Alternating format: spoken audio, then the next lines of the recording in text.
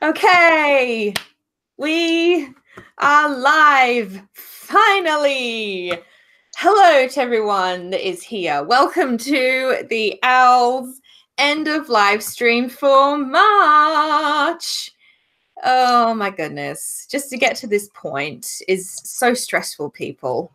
It is very stressful, especially when you're on other time zones of the world. Unfortunately, today we're supposed to be hosting me and Crimson here, and there was Aria, but unfortunately there was a mix up with time zones, and that's all on my fault, my part. And yes, I just feel so bad right now. So so unfortunately it's just going to be me and Crimson today. So for introductions, get this over and done with quickly. I could be here all day. My name is Lita Kino. I'm part of the main group of OWLS, and I do too many things on the internet. Please introduce yourself, Crimson. Hey guys, so this is Crimson, and I am one of the older members of OWLS in terms of being in the group for a long time, and I have two blogs. One of them is Read at Night, and the other one is My Fujoshi Life. Longer? I mean, I think you've been like here the same time I have. Would you say? Well, yeah, like compared to some of like the newer members, because I know that there's like few of us that are still like quote unquote the original. Oh, well, it doesn't really matter if it doesn't matter if some people have new here or old. I mean, I've been around for too long in this space anyway. I'm getting old. But today we are here to do the March live stream for OWLS. Definitely check out our last one that we did for February, which had Lynn, Marth, and Mel in there. Them guys did a fantastic job with that live stream, so definitely go check that out after this. And our topic for March was feminine, the power of women. No, I'm kidding. We're all equals here. And I'll just read you guys the prompt for this month, which the lovely Lynn on our team, she comes up with our prompts. She does. And all right, let me just find it. Okay.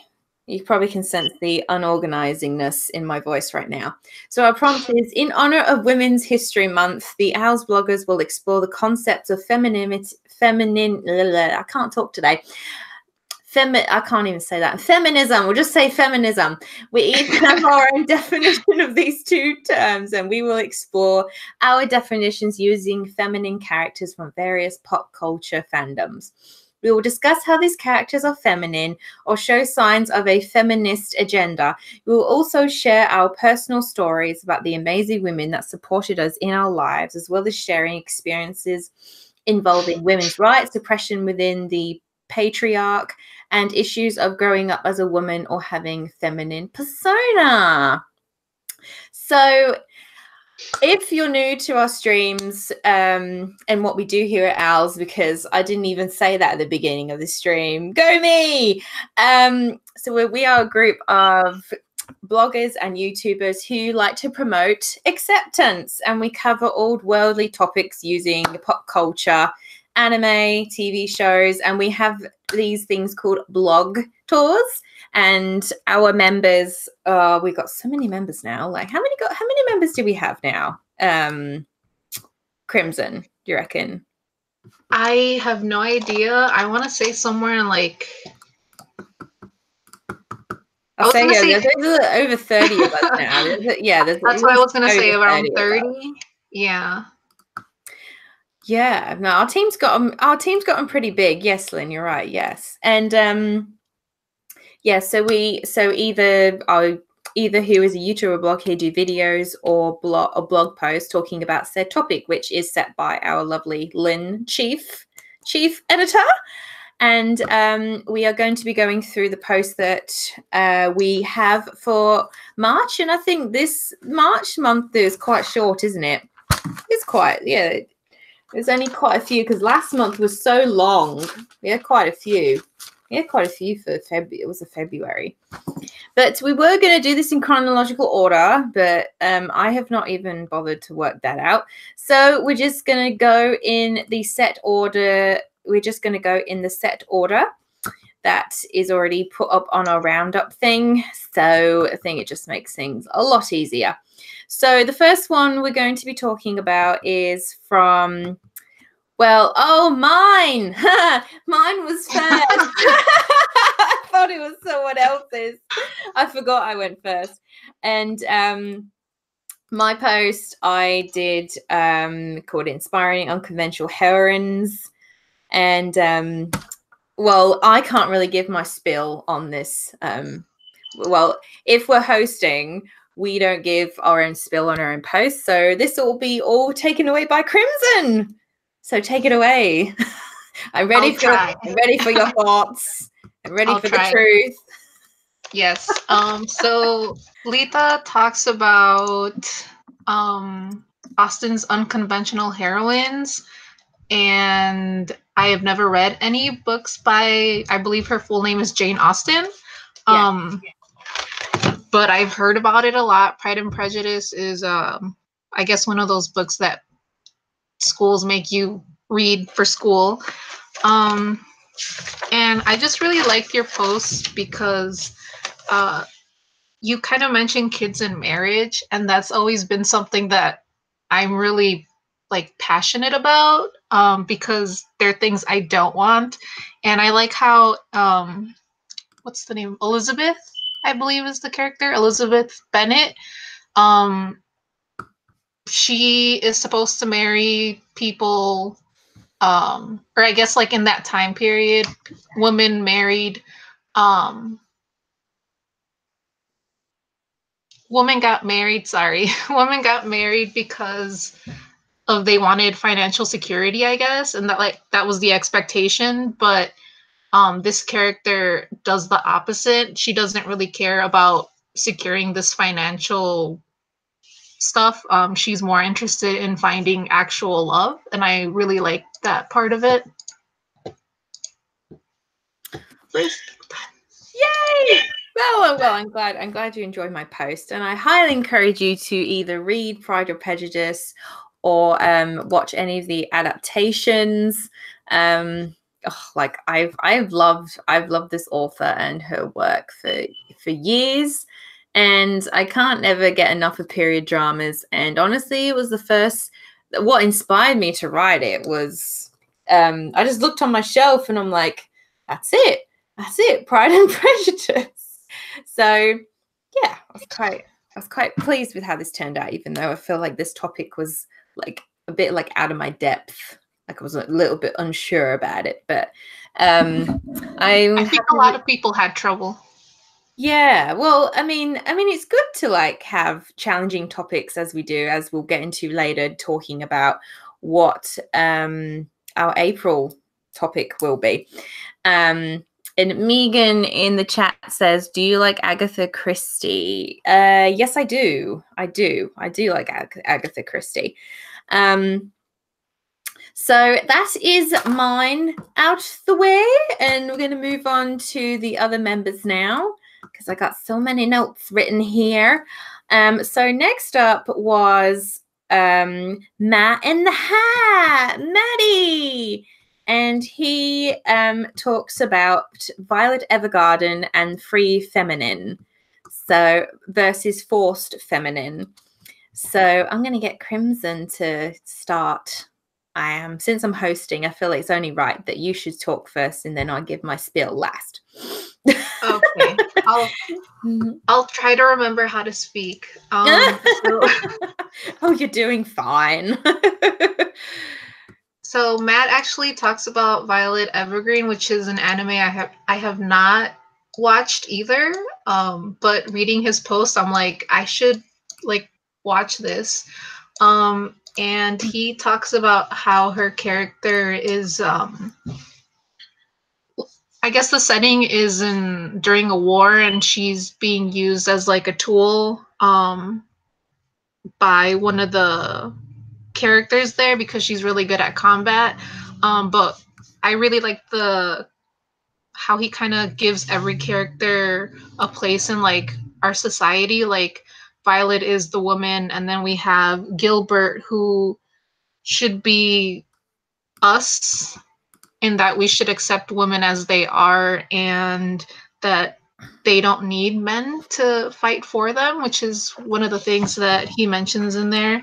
And then Dietfried is sort of like what our society used to be, which is just using women for whatever is convenient. I also noted that it was interesting that Matt felt the need to write warnings throughout his post. I don't know if you saw that, like this is my opinion. Did. Yeah, I did.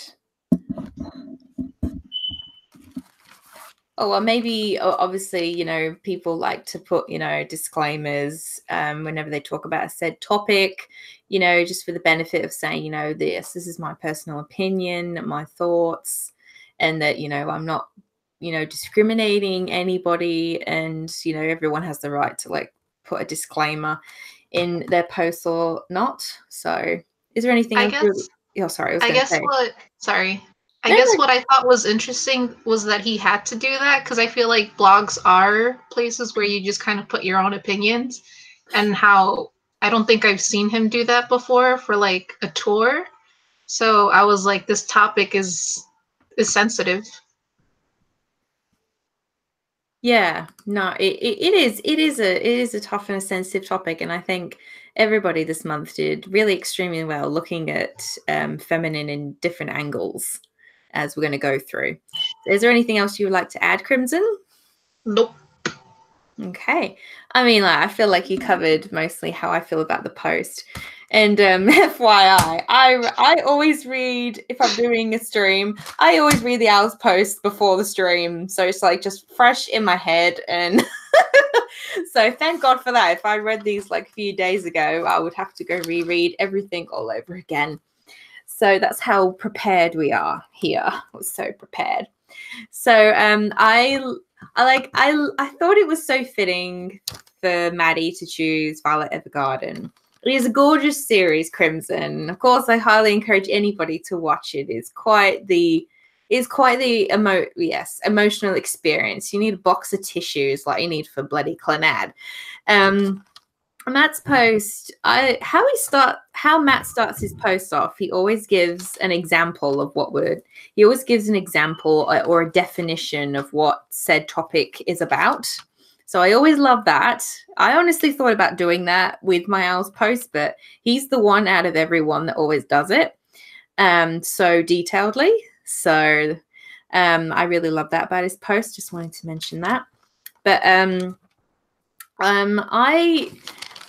Matt is always so detailed in his posts, and I love that first off he talked about, like, you know, women in war, that, you know, any woman regarding with feminine, that they should serve any duty regardless of gender. And you know, we have this break about feminine, you know, that, oh, women can't be police officers and stuff and blah blah blah, that, you know, women can't do certain jobs that men can do, and just the back and forth of constant toxicity.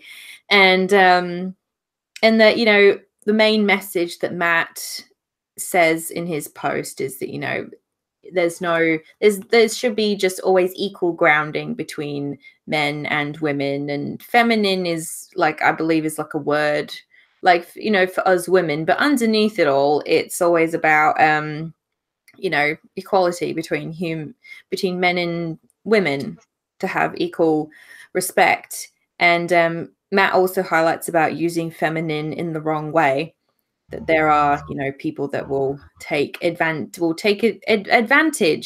of it, they will, and abuse it. And one thing he highlighted was related to a film I watched recently, which was Captain Marvel, and love that film. Definitely go check it out.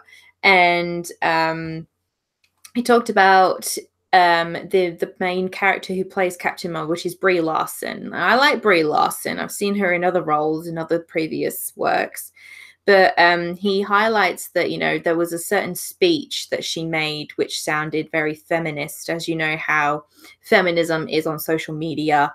It's, you know, it could be quite toxic. And there are those very strong, passionate women who are very, you know, considered, you know, well, feminists.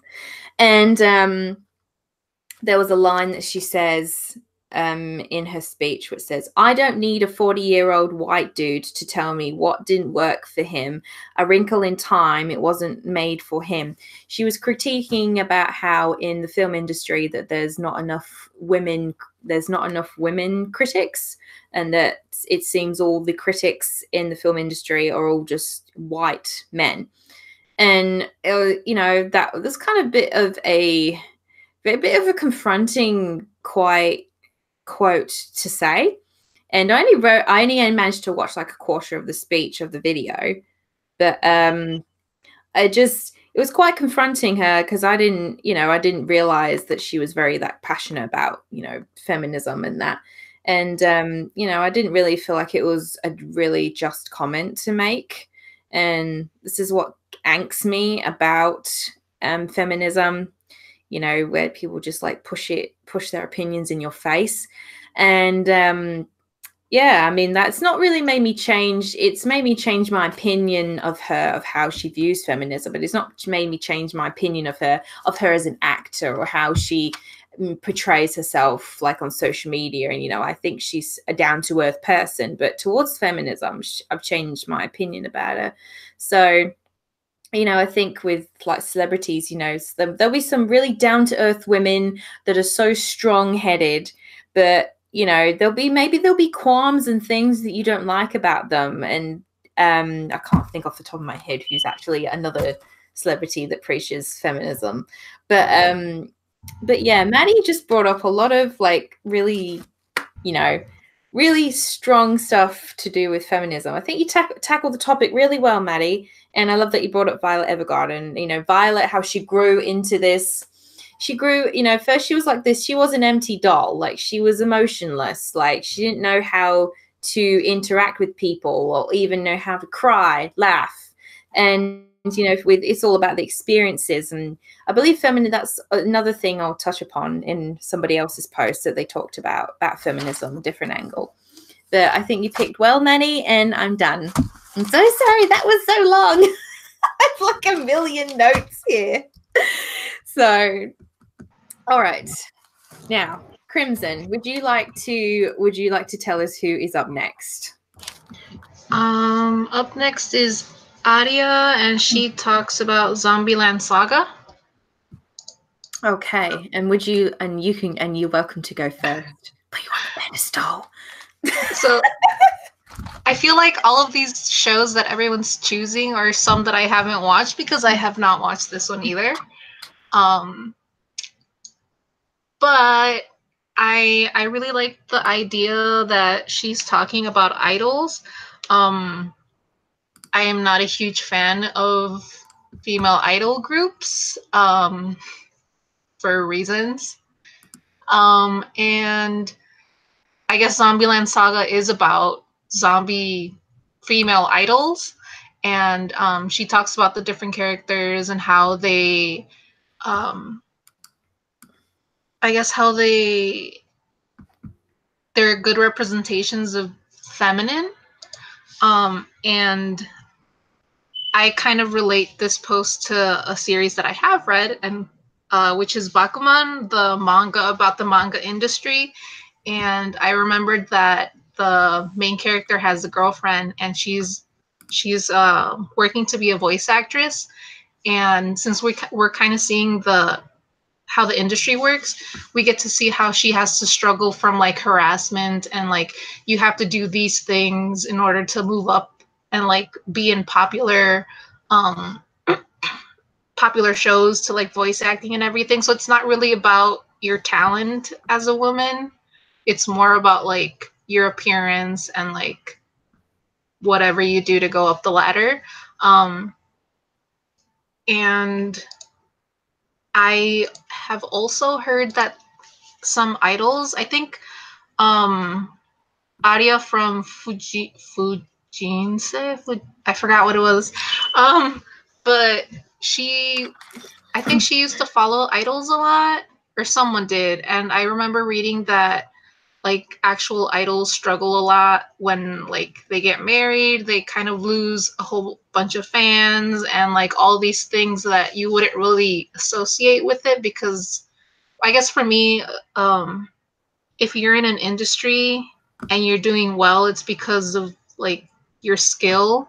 But it sounds like for idols, it's more complicated than that, like for female ones. And I think we should have more like respect for them that their male counterparts have. Yeah. With what you said there, Crimson, I completely agree that, you know, in the idol industry, it's it's another world. And Megan says in the chat, idols get treated like livestock. Yes, they can get treated like livestock. It's a whole other world out there, like how the celebrity world is. And that's what you have to remember with these things. It's always a different world. Is there anything you would like to add, Crimson? Can't think of anything right now. Okay, you might think of something maybe once I give my spill. Maybe we inspire each other then for extra opinions. Yes. So Aria, again, I'm so sorry that you can't be here. That's all my fault. So Aria, your I love how you do your posts. They always start out very humorous, and that's definitely one of the things I like about you as a blogger. And I haven't watched Zombieland Saga. Again, I'm like you, Crimson. I'm always stuck in the old ways. You know, like it takes me a while to like get around to watching all these new shows. Too many. And I really enjoyed Aria's post for the fact that highlighting about such industry as the idol industry, and how, you know, the press just walk all over you, make up a bunch of crap, and then people hate you. And, you know, like I know I've watched quite a few like documentaries on YouTube and such about, you know, how it is for women in the you know, in the industry, or like in the, you know, singing and such. And one of the things she also highlights is about the stigma in gender, you know, because there's a lot just from because we're seeing different sexualities when it comes to like in the, like I want to say the idol industry, but you know just singing and dancing industries. You know, it's not just about men and women anymore. It's, you know, really about, you know, all different sexualities. It is. And you know, I think there is a hard acceptance of that in like the singing and artist industry. And I liked reading and getting to know all the different characters in this series, because nothing has made me want to check out the show until I've read her post. So good job, Aria. And it was just nice reading about, you know, the different personas that these girls in the show have, and that, you know, women, and also she highlighted on about personas that, you know, maybe some women have to put a front on, and they have to hide. They have to like hide them. They have to like put a persona on in front of their audience, and then when they're out of the glam light, they can just, you know, come out and like be themselves, which is not how it should be. It's hard to find, I feel, genuine, authentic like artists. They're out there, and, you know, you may just be seeing somebody's persona, like you don't know. So I think for both equally men and women, you know, the singing, following the path of wanting to be an artist, singing, whatever it is really another hard thing. It is. So definitely going to check out Zombieland at some point. Definitely. And hello, Devin. in the chat. Is there anything you would like to add, Crimson? I mean, I just mentioned in my notes that I wanted to learn more about Lily because Arya, she mentions that being an idol isn't just for, I guess you mentioned it also, it's not just for men, it's not just for women. It's for anyone. Anyone can be an idol. And she talks a little bit about Lily, but she doesn't give too much information about that character. And No. yeah, And where you've got like she brings up about like Love Live, you know, saying it's more directed to like queer people. I mean, you know, I'm someone that's not, you know, watched a lot of like, you know, I watch more boy singing idol shows in anime, for example.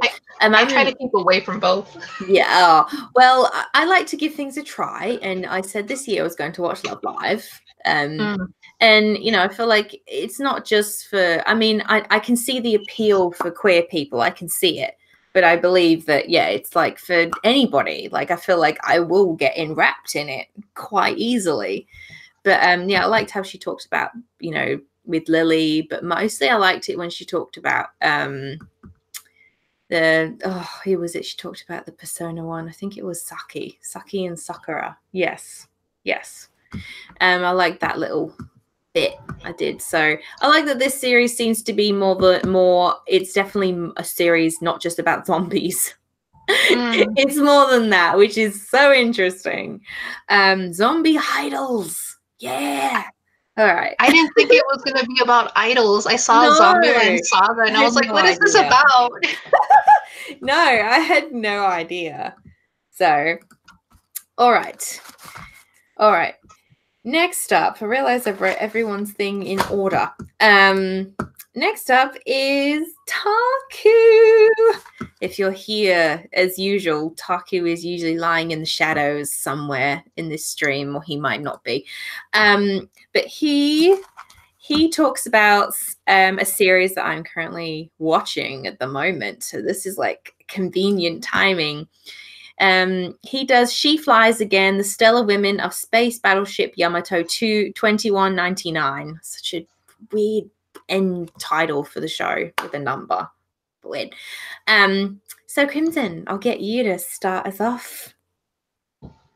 So first off, Takuto is one of my favorite bloggers because whenever I read his blog posts, I always feel like I need to watch what he posted about. So when I read this, I was like, I need to watch it. And like I'm not usually into like mecha or space stories, but now I'm like, I should watch this.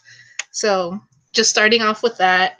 I guess the thing that I thought was interesting about Takuto's post is that he mentions that the sci-fi genre is usually dominated by men, and I feel like a lot of genres are dominated by men, but I hadn't really realized until he said it, and I was like, wait, that's true, and it's kind of sad, but it's also really nice to see that there's this series that has a lot of like really great women. He lists 4 different women and they all are just really great and they all have different traits and everything, and they all contribute to like this really, I guess, good cause of trying to save the earth.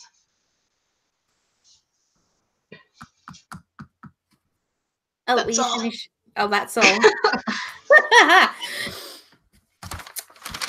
Well, yeah, I have to agree, and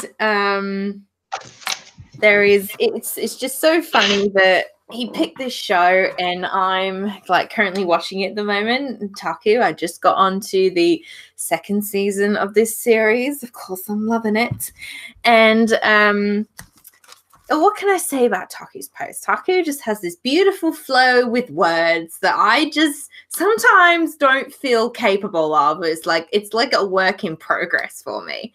So Taku always writes beautiful posts. He always writes beautiful posts. My God, he's like a poet. He knows it. And it was just so fitting. He picked talking about the women. I know what you like. I actually didn't read your post beforehand, Taku, because I hadn't even watched the series yet, and I'm like, oh, I don't want to read about it until I've actually seen the first season. And getting into finally getting to read this post, I was like, yes, I know exactly what you mean. And talking all these women on this spaceship, this battleship known as the Yamato. Now, just to clarify, Crimson, this is not a mecha, really. There's no. Well, that's why I said space afterwards. Yeah, it's just space. It's spaceships, rockets. There's no mecha in this, people. Just to clarify, space battleship Yamato. And I have to agree. There was one thing that Taku put in his post saying that some of these space series, I was trying to think of an example. It's gone out of my head. Damn it. Battle of the Galactic or something, where it's a very men-orientated cast. I've not had a chance to see it yet, but when I looked it up, there's a lot of male-orientated cast. And in this one, he highlights the, Space Yamato is different because the cast is equally diverse. There's equal different men and women. And the women on here have a very loud voice in this series. Yes, it's Legend of the Galactic Heroes, yes. And I love the characters are so strong in this series, especially on the battleship Yamato, and how he goes through all of the women individually, highlighting all their strong attributes and what they have brought to the team. They're all strong women in this. I love every single one of them, especially Yuki Mori. Yes. This is probably one of the first series that I've seen in a while with such a strong female cast. Like, the women are treated on this space battleship Yamato, they're treated equally as anyone else. They are. There's probably a few little tiffs here and there, but there's equal standing.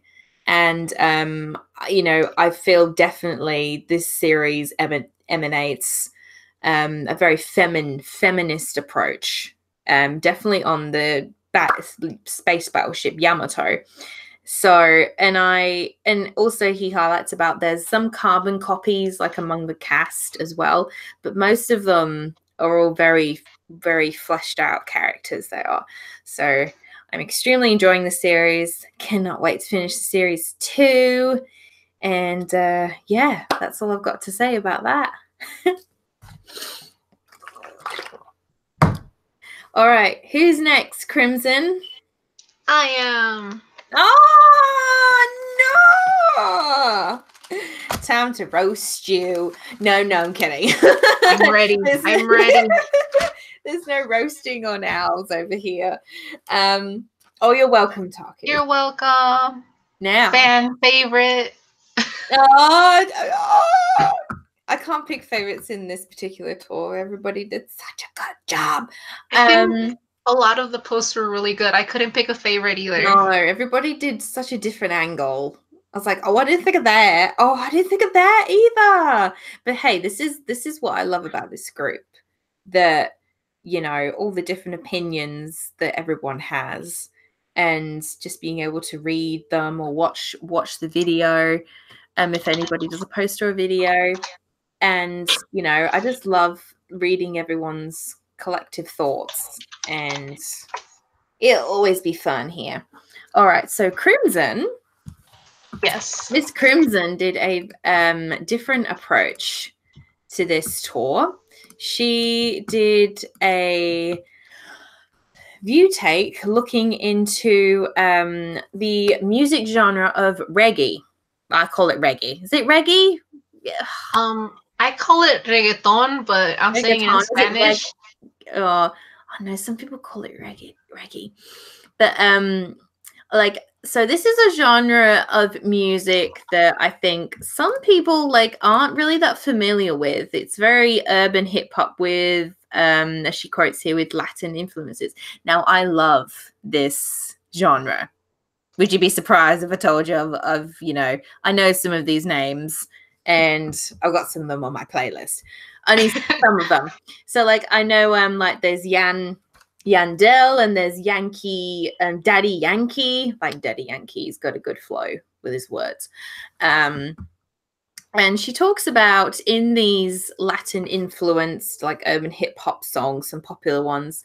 She talks about, you know, how this genre is viewed as, you know, all these women are just treated as trophies, and that some of these songs are always about, you know, sex, drugs, or, and, you know, treating women as like, you know, possessions. And she goes through some of the like the famous songs, like you may know, like Despacito, you know, that one with Justin Bieber, but I like the original better. And she translates some of the lyrics, which I thought great job there. That's a great point to get your opinion across with this. You know, like for Despacito, one of the translations, she says, slowly, I want to undress you with kisses, slowly, firmly along the wall of your labyrinth to create a manuscript of your body. And like each of these different songs that she's like, you know, chosen, you know, anybody will probably like, you know, take it the wrong way, because, you know, some people don't like this genre of music because if it's like, you know, oh, this is discriminating women, oh my god. But then she goes on to talk about a artist that she loves called Natti Natasha. She's a Dominican. Yeah, Dominic. Sorry. I've heard of her before. I've heard of her song. What was it? It's called Criminal, which you highlight. Oh yeah. And that you find her to be quite a strong voice for female representation. So she's like is she like one thing I wanted to ask, is she a like somebody you look up to as a feminist? Is she somebody you look up to as a female like role model? While I was reading, I thought while I was reading this, I thought that you shared a lot of the values and representation that she represents through her music. So what was it? Sorry, go on. Sorry. I guess I don't really like music. And the reason is because a lot of music nowadays is, in my opinion, trashy. They have a lot of lyrics that I'm not really fond of, but I really love the music, like the beats and everything.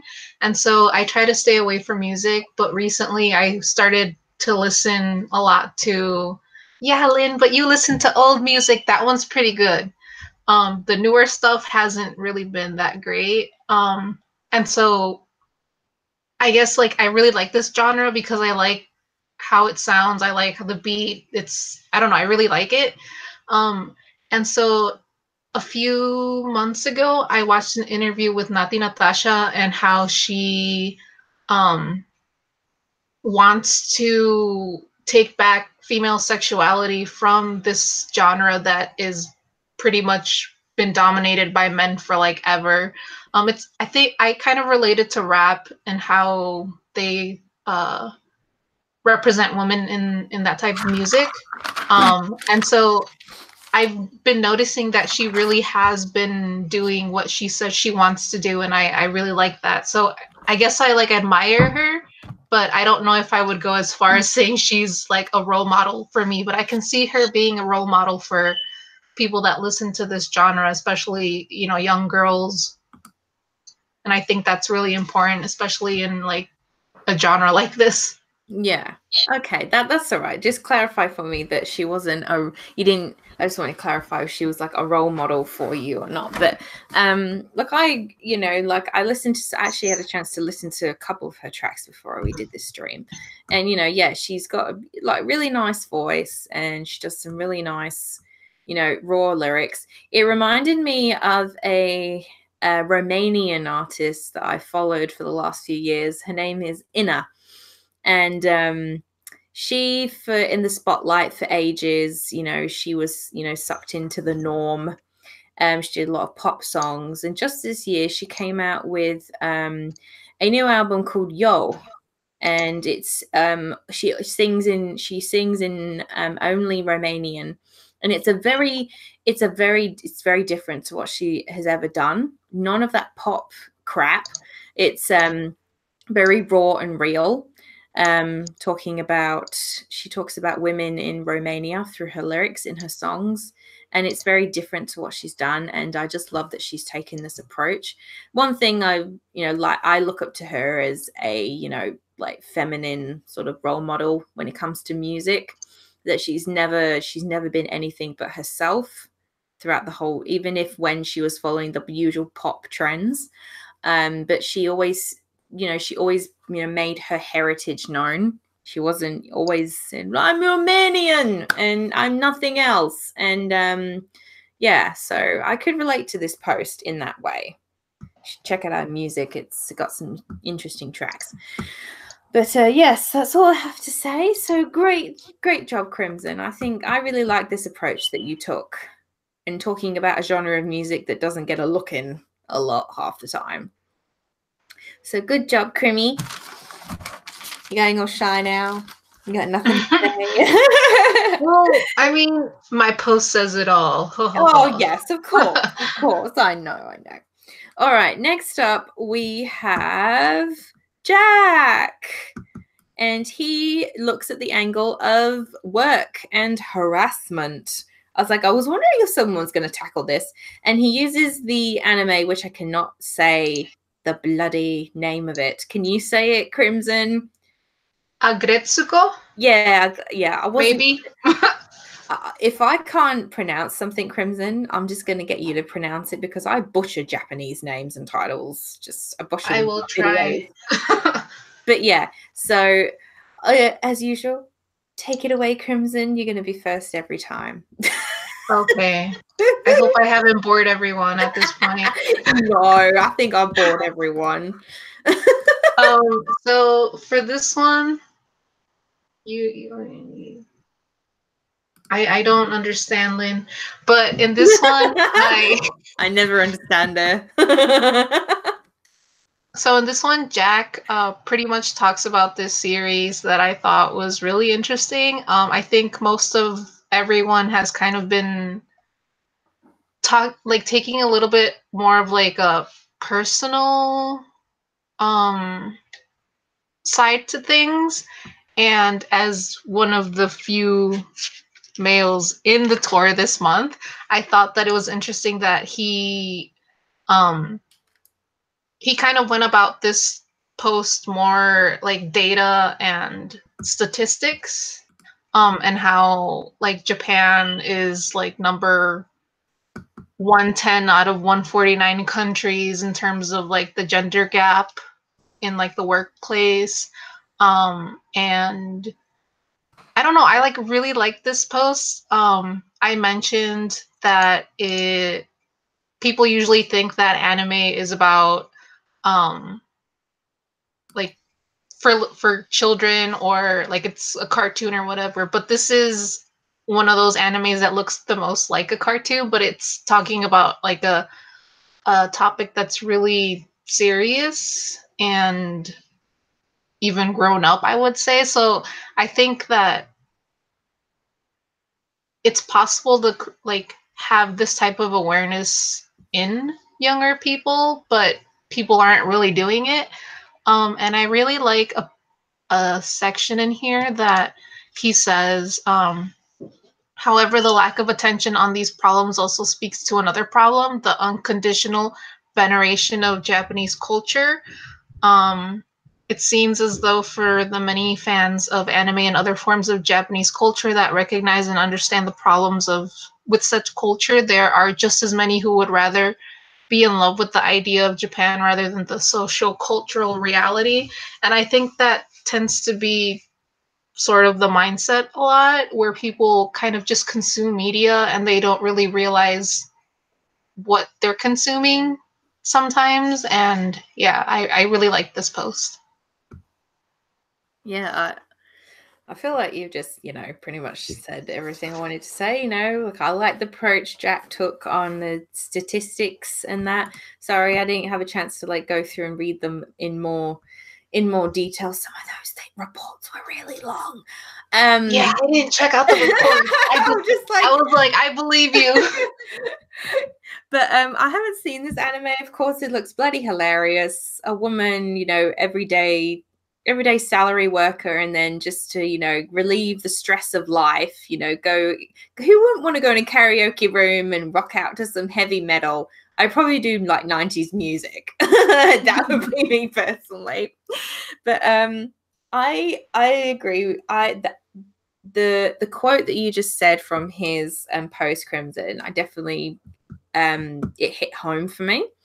Just rather be in love with the idea of Japan rather than the social culture of reality. Because, way back when, this little teenage leader, everyone. Yes, I was in love with the idea of Japan. And back then, I had no idea about what Japan was really like, socially wise, how it was in the work life. And I think this post is definitely an eye opener with the research Jack has gone into to do this post, of what it's like for women in Japanese work life. And I know it's definitely, obviously it's a different culture aspect, because a lot of people in Japan, it's a custom thing. A lot of people, like, if you've like watched the series, if any anime, but I'm like, for example, I'm watching Watako. Love is hard for otaku right now. A lot of, it's always the, usual thing. Go out after work, have soba noodles or whatever and some sake, go out for drinks and food. And the women, and I've seen it in dramas, the women have to, any sly comments that have been made, they just have to like smile. And like, just, watching scenes like that, it's like, it makes my stomach twist. Like, it's just, it's the wrongness in it. Mm-hmm. And it definitely, I feel for the women, especially in the Japanese cultural side. That side of it, like outside of work, is, it just, how could it not be an eye opener for anybody? They don't do it here in Australia. People don't go out every night. It's like a regular thing in Japan and in Korea. Like here, like where I am, it's not a regular thing, and that's just part of their culture.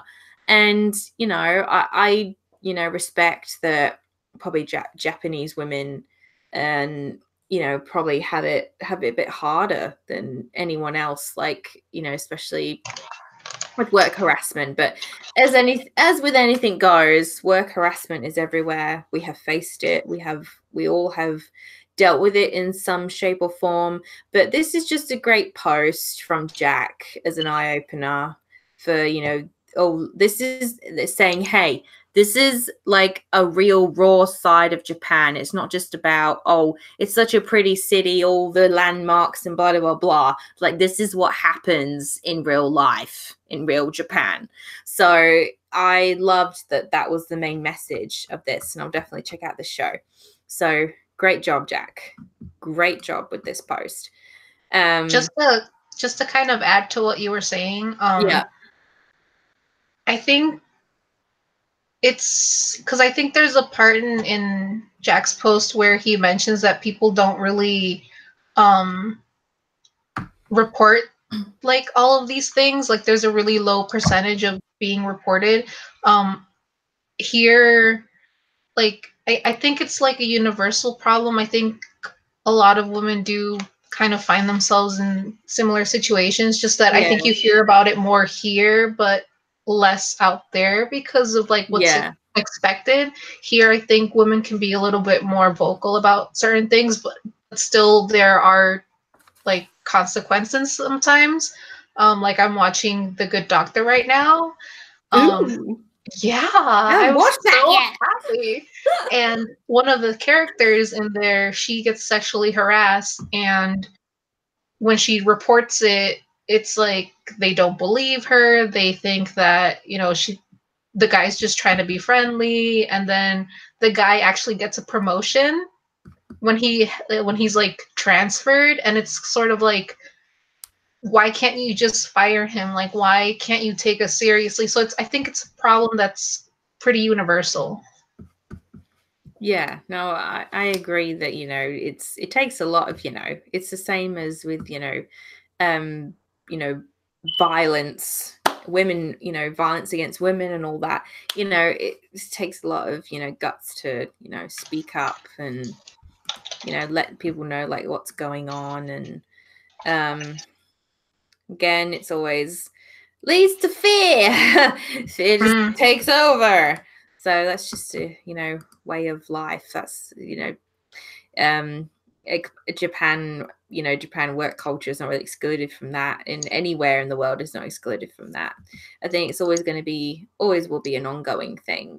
But definitely I agree that over here in the West, that we would definitely report more, I'd say, than, any, say, in such countries as Japan and Korea.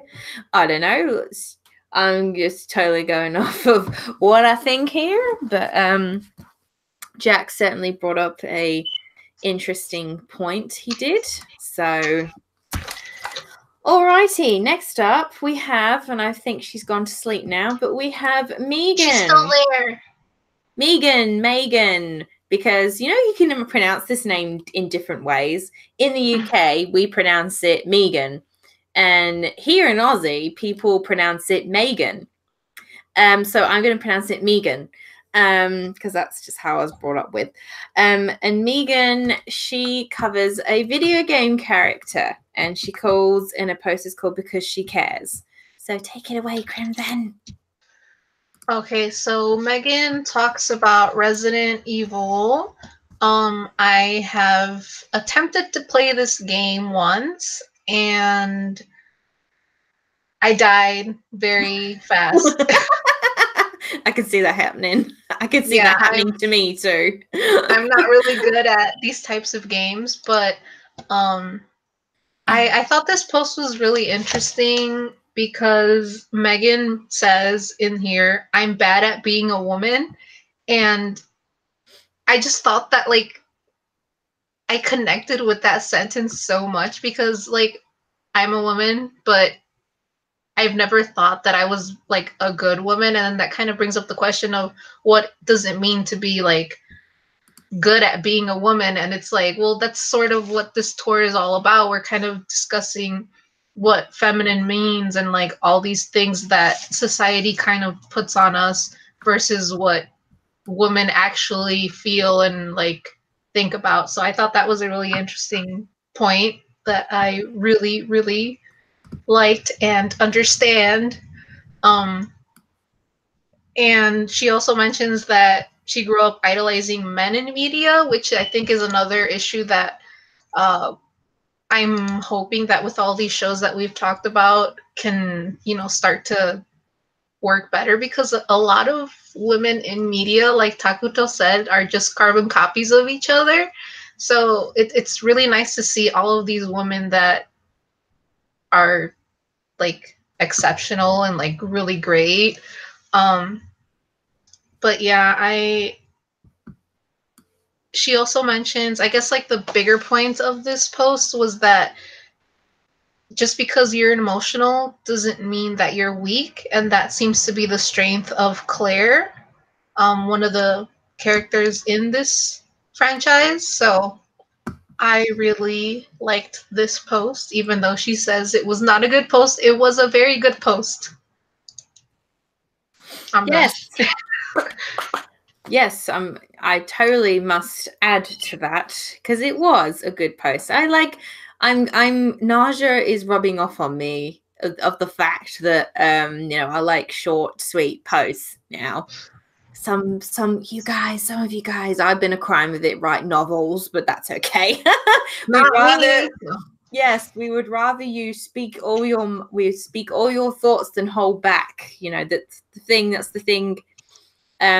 That's the one thing I do have, like, an expectation with our members post that, I don't want anyone to hold back Mm. nothing. I've never held back. I've never held back anything in my post, and encourage you guys, my members who listen to this, to not hold back on your posts. Speak your mind. Don't be afraid. So again, Crimson just seems to just, you know, cover everything that I want to say. I had no idea that that you felt that way, Megan. Like, I like it when, you know, there's personal experience and personal feelings put into these posts, or any post, and that, you know, you prefer the company of men over women, and you know, I've known quite a few like girls like that in that, you know, consider themselves, you know, as there's the label. I believe I feel like the tomboy is like a label for people, and and um and there's another label which I'll get to talking about in somebody else's post that they covered. But you know, I know there's a lot of women out there that, you know, they don't identify with, you know, oh, the usual girly girl, go shopping, all the shoes, you know, like they don't identify with that, you know. They like, you know, like honestly, like you know, they would rather wear, you know, boys' clothes, or, you know, got those girls that wear their boyfriend's clothes. I mean, you know, like for me personally, you know, I don't like dressing up like a girly girl myself. Like, I'm not, you know, like I like the color pink, but it's not one I would wear all the time. Like, I'm always wearing blue. And half the shirts I own now are all like, some of them are from the men's section, because they've all got, well, it seems all the cool, like, you know, like some of the Disney stuff, it seems, and any of, like, you know, the pop culture stuff that I like, some of the women's stuff don't have it. And like, and all the men's stuff, you know, they've got all the nerdy stuff I like. And whereas, like, you know, for also when it comes to like clothing, we're talking about here, you know, women's clothing, it's always so freaking small. Of course, I always end up going to the men's side because the clothes are bigger, and, you know, you got room to breathe. You know, so I don't. They also have pockets. Yes, pockets. So there's no shame in thinking, you know, there's no shame in thinking that it's bad that I'm shopping in a men's area. Oh my God, you know, because you can find some cute stuff in there, because you never know. So I you know, it doesn't matter if you wear women's clothes or you wear a mix of men's. That's just an example anyway.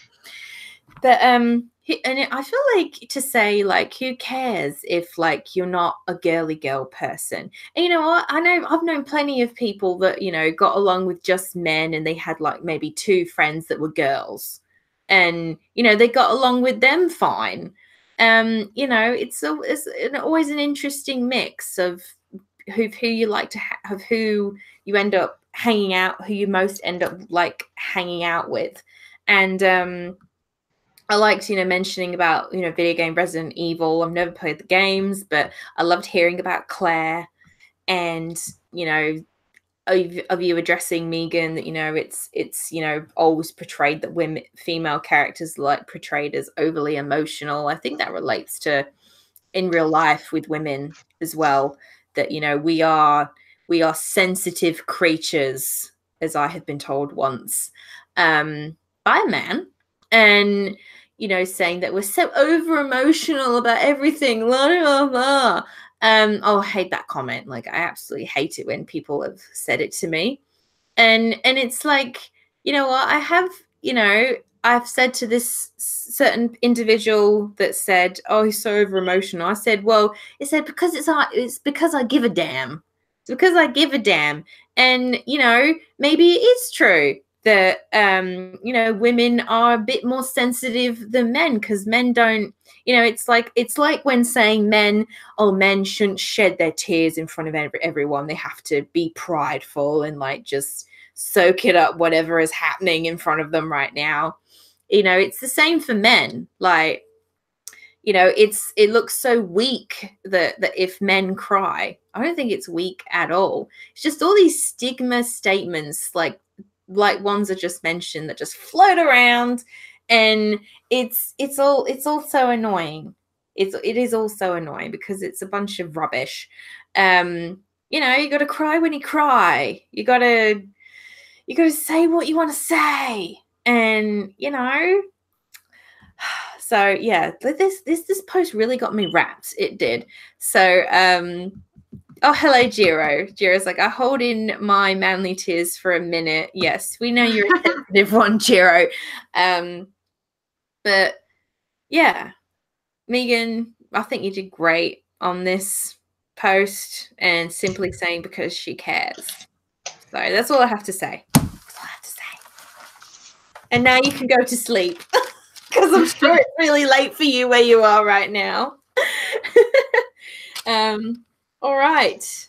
Next up, we have Irina, which I nearly forgot who was next up just for a second there. And she has covered, oh, what do you know? Natsume's Book of Friends. Surprise!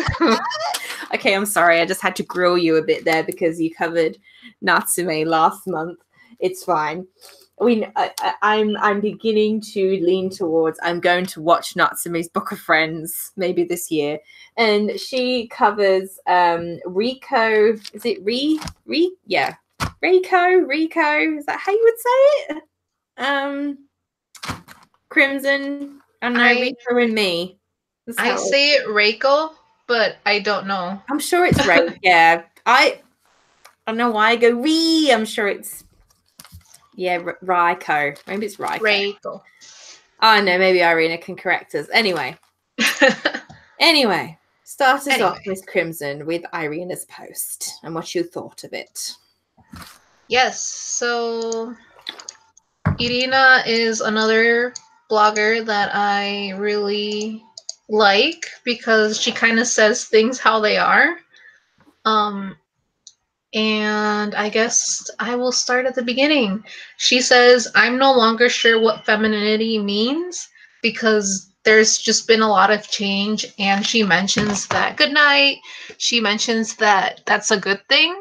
And, you know, I was reading her post and I was like, oh, okay, yeah, this character, she's mysterious. She is a mom. She seems to be like an aggressive character, but we don't really, or I don't know, I've never seen the series, but we don't really meet this character. And then at the end of the post, she says, let me find it. It's a novel.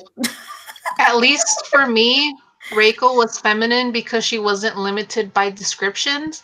And I thought that was really interesting because most of everyone's posts are like, oh, well, these characters are feminine because they have these traits and that's a good thing. But Irina's like, well, this is a woman, these are her characteristics, and she's feminine. So I thought that was kind of like an interesting way to talk about the topic. For like, instead of talking about like the things that typically people talk about in terms of like feminine and femininity, she's like, there's this person and she's feminine. So yeah, I thought that was very interesting. Yes. How do you say oh, I call her Irina. I don't know why I call her Irina. I say Irina. Just because, I mean, that sounds better, but I don't know. Quotas, Irina. Yeah. Just comment below how you want us to say your name, because I just butcher every name.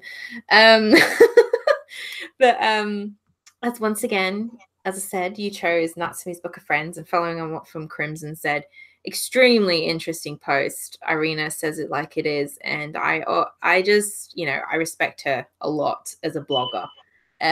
Definitely somebody I look up to, and as a blogger as well. And I just liked how her opening started in a post saying, you know, I don't know what to say about feminine. I was going to say that, but my post, but then I just went off on another tangent. But I liked that she talked about, you know, you search up the word feminine, feminist, and the different definitions, the attributes, mostly when what I put in, because I actually did that before I wrote my post. I put in all the dictionary, and it comes up, strong-willed, advocate for women's rights, the usual things that you'll hear. But Irina took, and also it's also, about, she writes in here, sugar and spice and everything nice. But she brings up another word, unfeminine. And that's when she brings into our character, Reiko. Reiko, however the hell you say your name.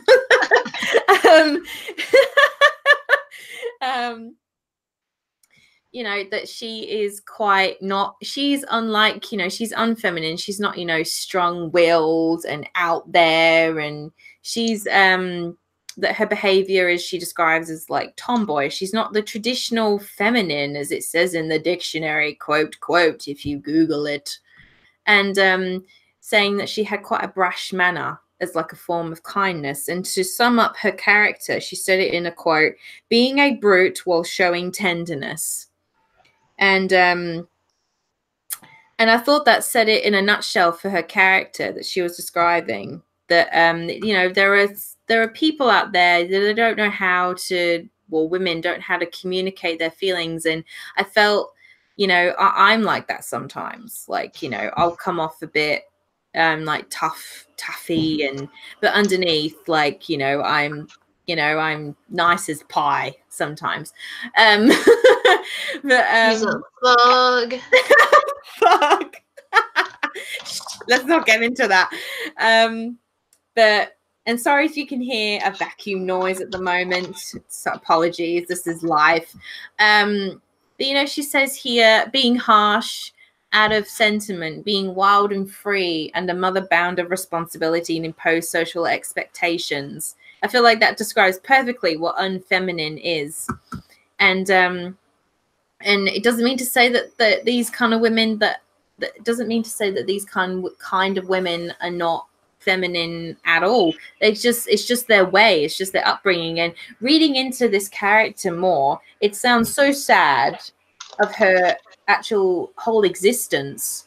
It actually made me sad reading this, and it definitely makes me want to watch Natsume's Book of Friends, definitely. And I liked that also she rounded up about being feminine. It's about the pride and aspects of yourself. What is it that you take pride in? What is it, the aspects about yourself that make you feel like a queen and a goddess?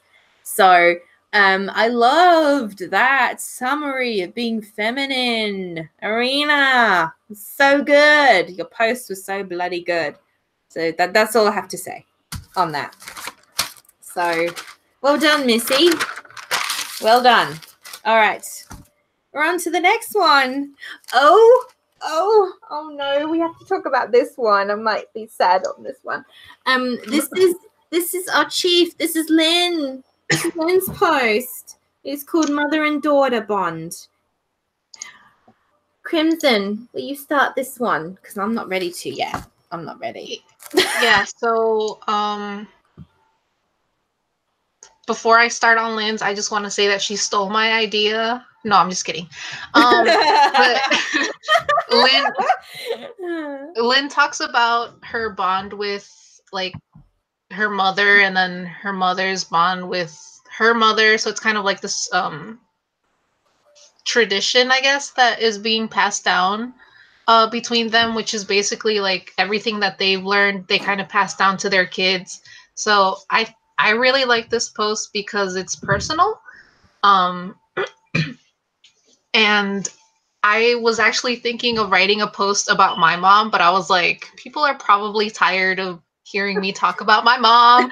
So yeah, I'm tired of you talking about your mom the time. Yeah. Right. And so I really like this because like Lynn is sort of like a private person, and so it's really nice to kind of get into like her world. And she also ties that in with Because This Is My First Life, which is a South Korean drama. and how there's like a conflict between the relationship in the main character and her mother, and I guess kind of how they get through the challenge of this whole thing, because the mother wants her to be like to kind of be independent and to um have a better life. But this character, Ji Ho, she ends up getting married and becomes a housewife, and so everything, like her career is sort of not destroyed, but like she's now a housewife. So it's like, does she continue working on her career, or is that sort of over? So I thought that was interesting, but I liked her personal perspective more. Um, and I wanted to say like a part of her post because I really liked it. Um, Femininity and feminism are words that have been tossed around in the media, but they are values that a mother teaches her daughter inherently. You aren't aware of it because they are just usually subtle life lessons and experiences that a mother and a daughter share with each other and no one else. I'm both. I'm a feminine feminist. I don't really care much for a hierarchy where women are better than men, which I thought was interesting because that, like, Matt covers part of that section.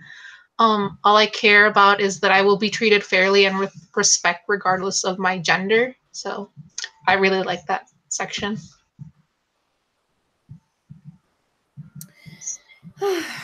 Yes.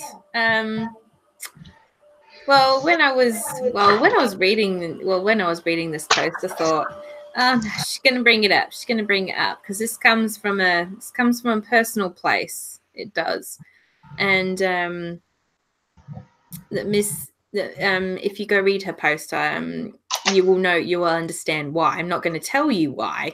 So I encourage you guys to go read it. But yeah, I related to this post a lot from myself, because the post has to do with family.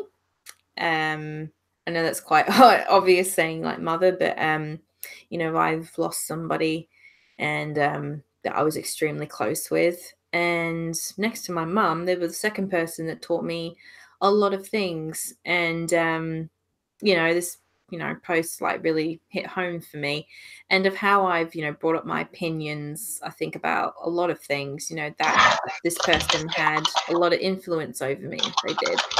And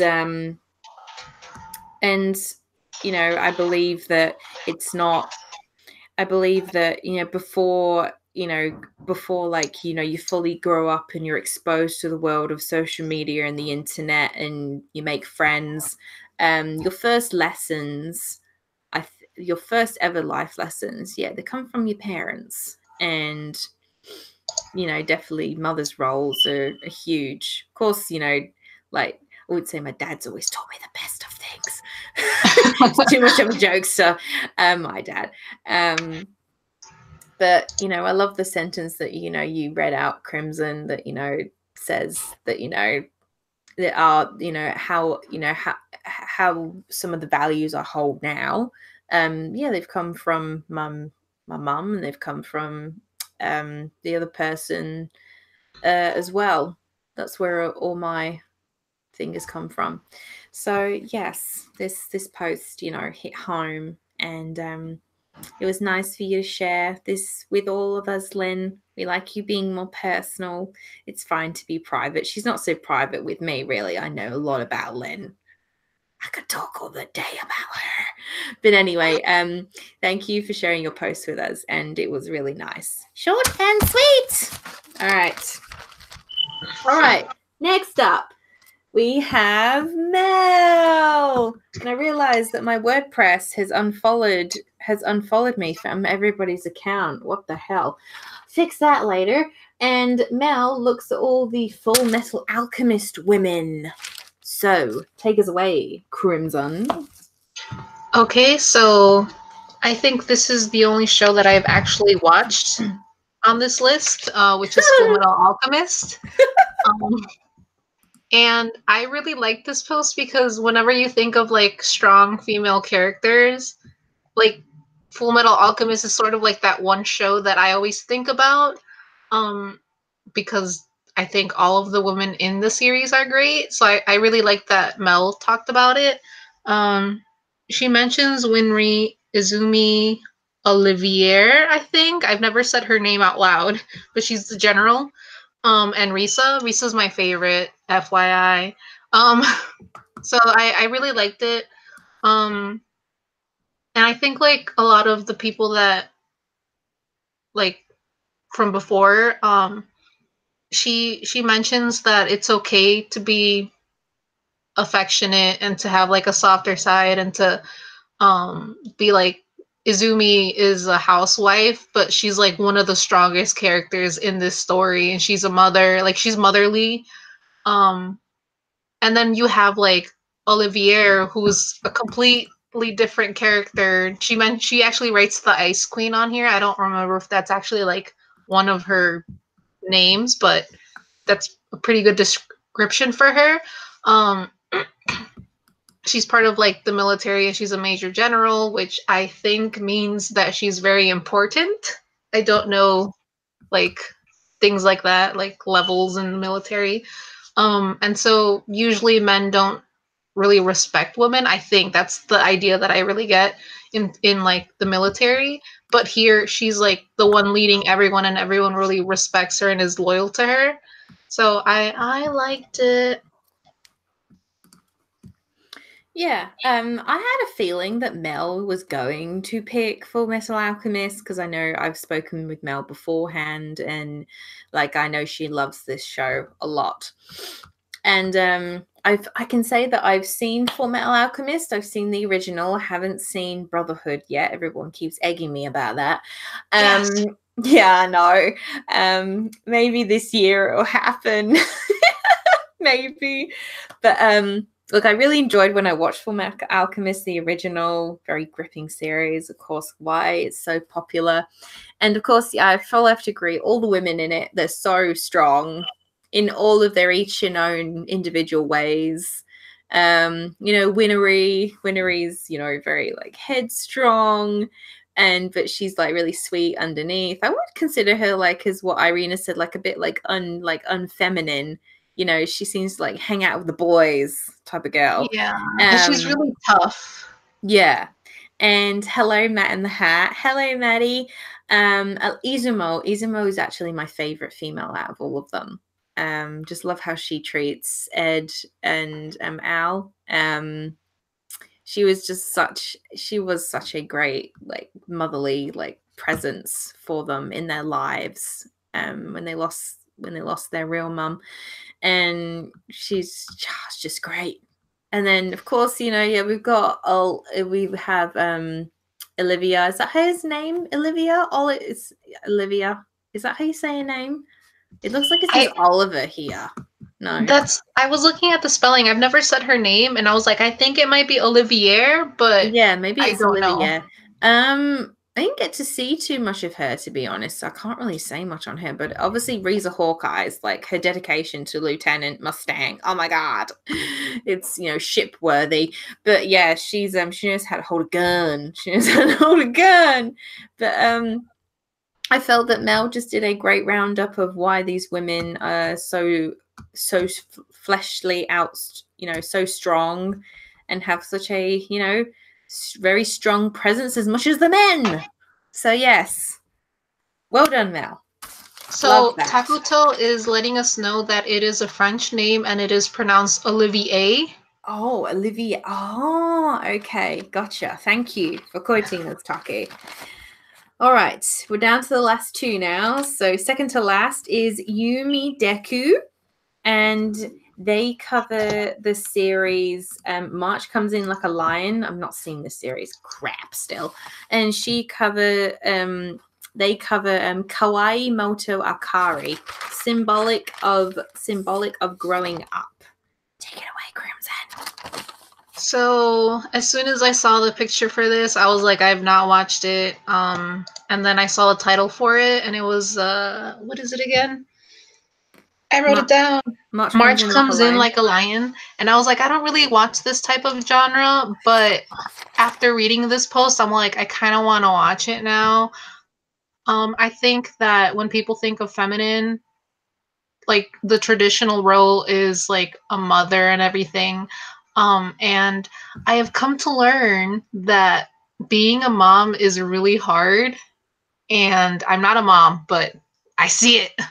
And Yumdeku is kind of like going through all of this and how this character is like 23 years old, but she's already taking care of like all these younger people, and like she's sort of like the person that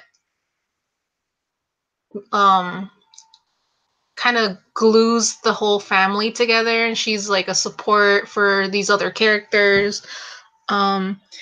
And I put, it takes a lot to give and not be selfish, which is a quote that Yundeku was told by their mom. And I thought that was a really interesting statement, because you, I guess whenever you think of like being like a strong character, you're always trying to get more to the top and everything. But when you're not being selfish, you're actually helping other people get to where they need to be. So you're kind of like the foundation. And I thought that was a really interesting um, way to go about the tour, especially since I think all of the other women in that we've talked about are more aggressive or stronger. This one's like, she's kind of in the background, but she's really important. So I really like this post. Yeah, I have to add on to there that Yumi Deku, writes quite some heartfelt posts they have, and I need to read more of yours. Like I need to read everybody else's. Always behind the blogger life of reading people's posts. Have not seen much comes in like a lion. Again, it's another one you need a tissue box for. And as you said, Crimson, that yes, definitely out of all the characters this month, this character is not, as like, gutsy strong. She's definitely a bit more reserved. She definitely reminds me of reading this post. She reminds me of definitely Toru Honda from Fruits Basket in a way. And I wanted to say before, I totally forgot, regarding Irina's post, Reiko, saying she's unfeminine. That character reminded me of Kyoko, Toru's mom, because Kyoko was like that. I forgot to mention that. But I can't wait to actually, this series has been on my list to watch. Just got to be in the right headspace. But she's taken upon, these type of people that are very self-sacrificing, in that, she's, taking care of her two younger sisters. Then she takes in this guy named Ray, who's like a total mess during the series, because this is a very mentally, I think, as someone has said to me, like mentally draining series. Because it deals like, with mental health a lot in this series, which I'm very curious about. But as Rumi Deku says here, she's an unsung hero. And I love that they put in here, seeing her reminds me of words my mum once said to me when we were talking. It takes a lot to give and not to be selfish. That's a great quote. Your mum sounds great for like doing a quote. This isn't really like a quote that, my mum said to me before. It's nothing like and to do with like femininity, being feminine or anything, but it's just like taking like one step at a time. Mums are filled with the best quotes. So I love this post, and hopefully I'll get to watch March Comes In Like a Lion. So good job, Yumi Deku. And we are on the last one now, and it is Right. I want to see Raichu. I know you love Raichu, the Pokemon. And to round up our tour, she looks at the diverse women of thought, sword, orator. Oh, I can't even say that. Somebody want to quote me. It's the spin-off series for Is It Wrong to Pick Up Girls in a Dungeon? So, all right. For the last time, Crimson, take us away. Yes, so Rai talks about sword oratoria. I think that's how you say it. I could be wrong. Yeah. And apparently this is a spin-off series to the Is It Wrong to Pick Up Girls in a Dungeon, which I told myself I would not watch because of the title, but I've heard it's really good. So this is another reason why I haven't watched this series, because I was like, no, I'm not gonna watch it.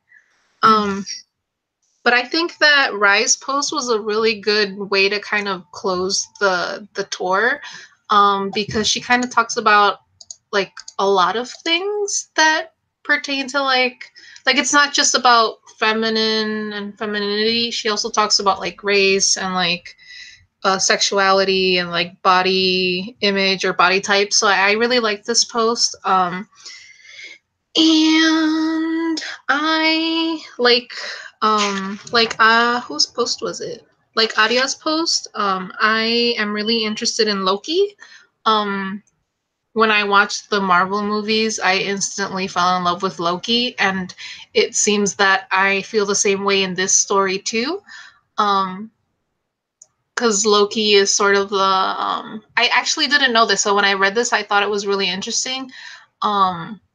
Originally, Loki from Norse mythology is genderless. So, like, they can change their gender and biological sex at will. So, I was like, I'm really interested in this character, especially since, like, I feel like I can relate more to them because I use the pronouns they, them, but also because, you know, I'm a girl, but I kind of dress like a boy sometimes, and sometimes I dress like a girl. So it's like always changing for me sometimes. So I really like that.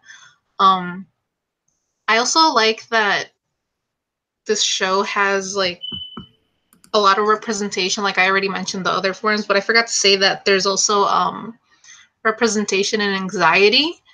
And I was like, I need to watch this show. So I really liked it. Yeah, to quote you, Crimson, like that you've never seen Is It Wrong to Pick Up Girls in a Dungeon? Of course, yeah, of course people would be apprehensive because they think, oh my god, fan service. And Ryan exactly what I thought. Yes, Ryan mentions this in her post that, you know, oh, there's a little bit of fan service. But it's definitely definitely not just about the fan service. It's definitely more about, you know, the main character getting through fighting all the monsters, and that, you know, and I was apprehensive when I first watched this when it was airing back in 2015.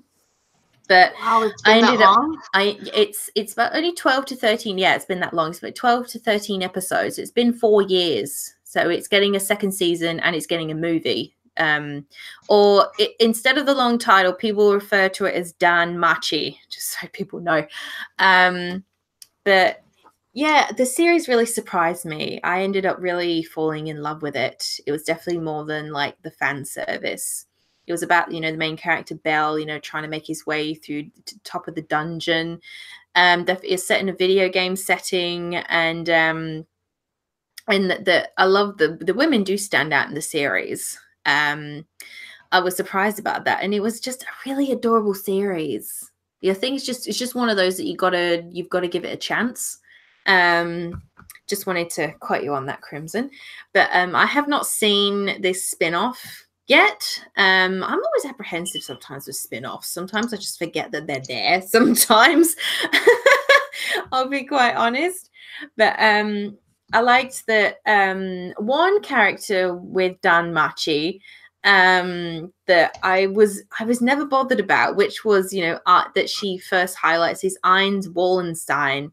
You know, she's very cookie cutter, like, you know, she's just, you know, oh, she's all about just because during Danmachi, the first season, you know, she didn't do anything for me. Like, a character didn't stand out. She was just, you know, all, you know, oh, I've, you know, very good. She was very good, you know, sword fighting skills, very strong warrior. She's very emotionless. Like, she doesn't show much emotion. I think that's what made me not be able to, you know, like her character more.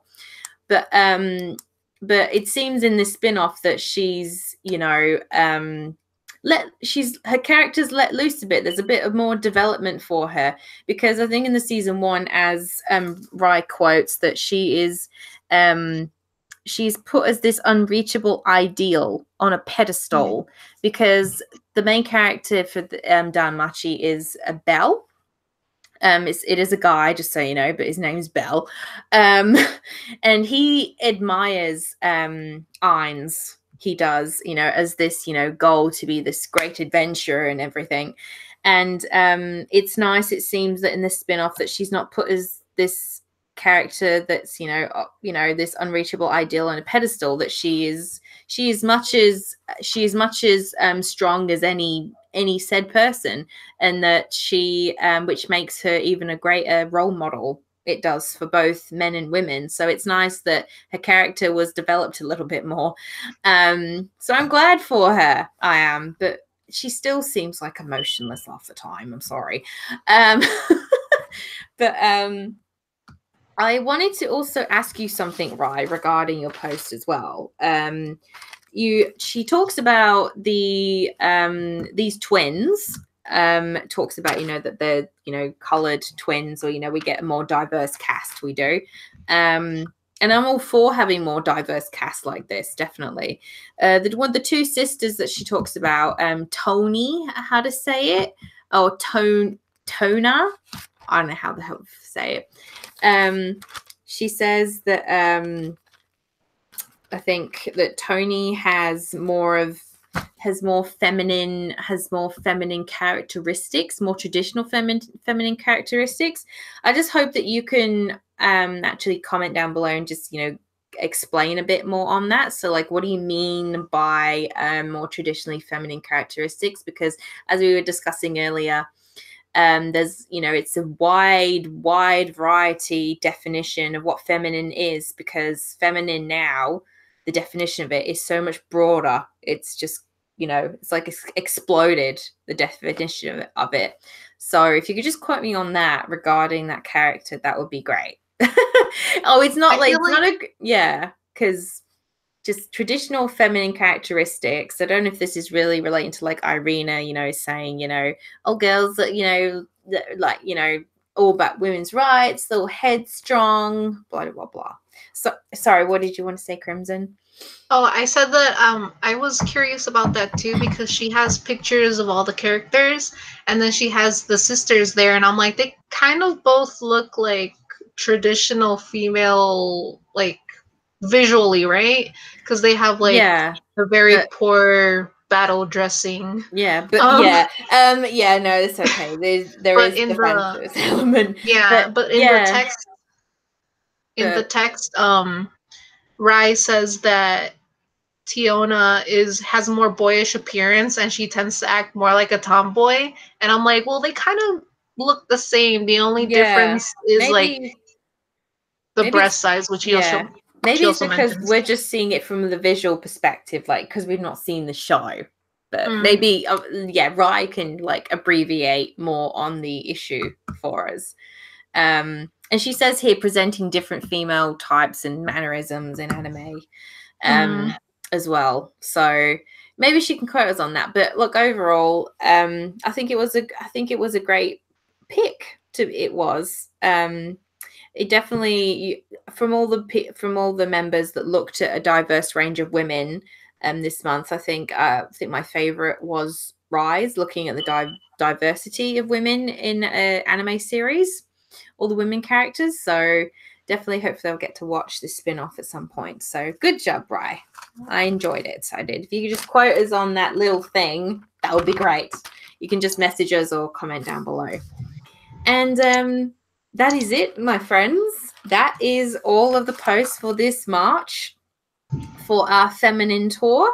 I think all of our members did a fantastic job looking at all the different angles.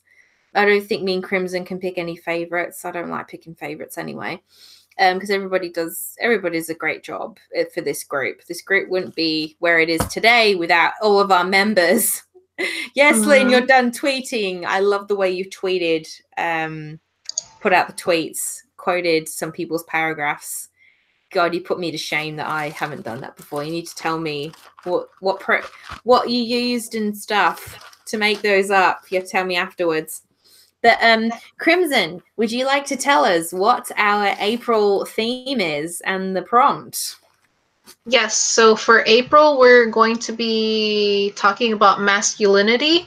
According to Lynn, last month we explored the meanings behind the terms feminine and feminism. This month, the OWLS bloggers will explore the concept of masculinity.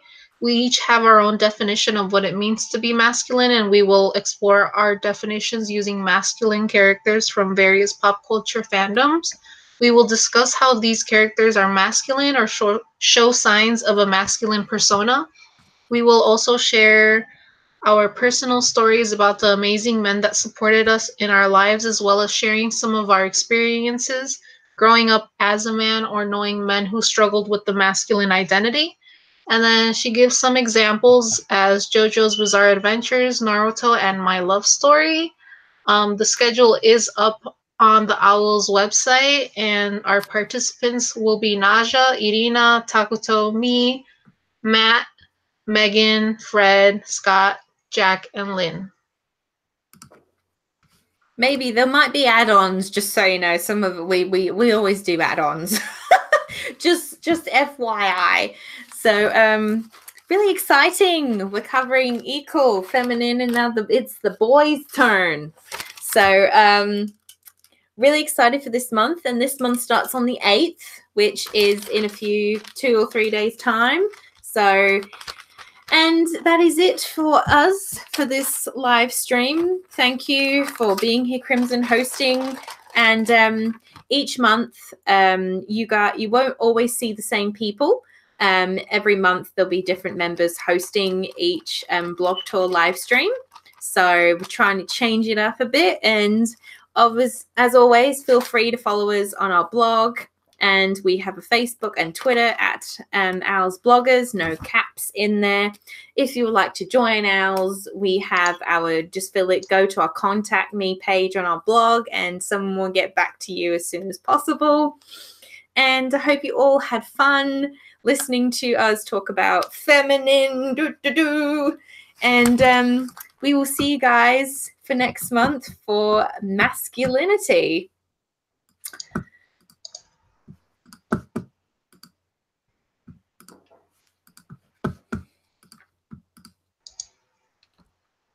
Crap, I lost the screen.